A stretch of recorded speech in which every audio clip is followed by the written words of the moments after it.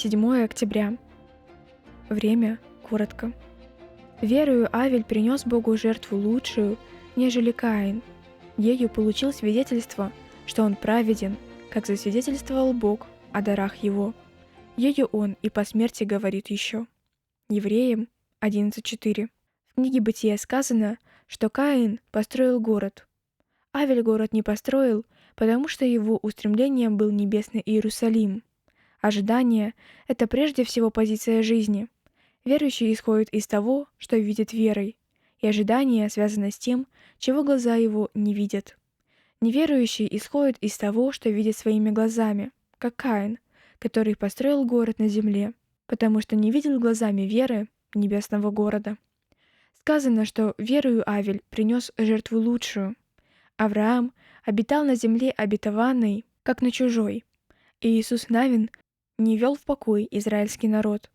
Господь говорил о себе: «Лисицы имеют норы, и птицы небесные гнезда, а Сын Человеческий не имеет, где преклонить голову». Апостол Петр обращался к церкви, как к пришельцам. Ожидать пришествия Христа значит ощущать себя странником. Путешественник смотрит на мир, как на переходящий. Гостиница, где он остановился на несколько дней, не его дом.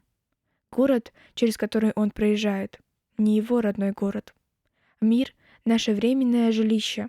Проходит образ мира сего, подобно тому, как сменяется пейзаж за окном поезда. Цель путешествия еще впереди.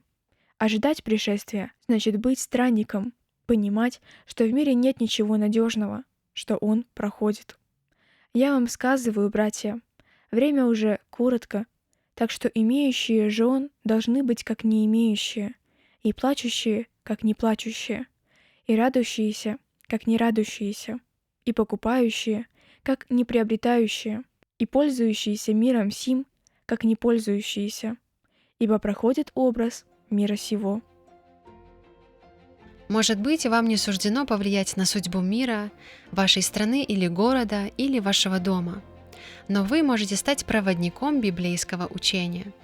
Достаточно зайти на сайт biblestudy.by и поделиться курсом со своими близкими.